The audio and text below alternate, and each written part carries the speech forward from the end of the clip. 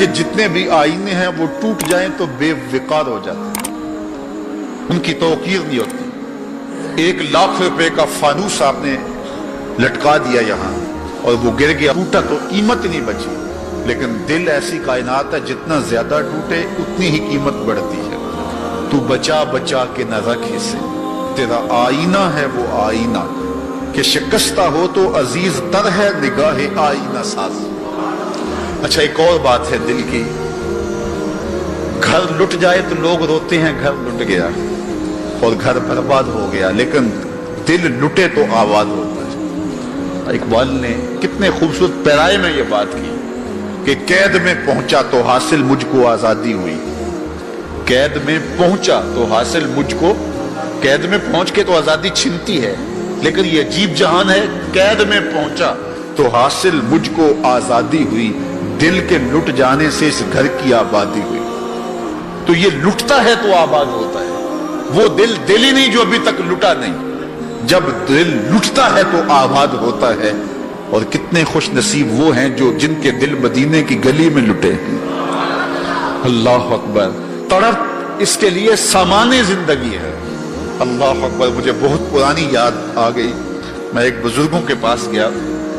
اور ان سے میں نے عرض کی حضور سکون قلب کے لیے دعا کیجئے، تو وہ فرمانے لگے کہ یہ تو تڑپتا ہی رہے تو اچھا ہے، اس کی تڑپ ہی زندگی ہے، اس کا تڑپنا اور بےتاب رہنا ہی زندگی ہے۔ آتش کا شعر ہے اور کتنا کمال اس نے لکھا، وہ مزہ دیا تڑپ نے میری آرزو ہے یا رب، وہ مزہ دیا تڑپ نے میری آرزو ہے یا رب، میرے دونوں پہلوؤں میں دل بے قرار ہوتا۔ وہ کہتا ہے ایک پہلو میں دل ہے اور وہ تڑپتا ہے یاد محبوب میں، تو اتنا سرور آتا ہے کہ راتیں بیت جاتی ہیں۔ وہ کہتا ہے جب میرے ایک پہلو میں دل ہے تو سرور زندگی نصیب ہو گیا ہے، اگر میرے دوسرے پہلو میں بھی دل ہوتا تو پھر کیا کیفیت ہوتی۔ اور یہ دل جو ہے پل پل بدلتا رہتا ہے، گاہے خنداں گاہے گریاں، کبھی اداس ہوتا ہے، کبھی سرشار ہو جاتا ہے، کبھی غمگین ہو جاتا ہے، کبھی مسرتوں سے لبریز ہو جاتا ہے،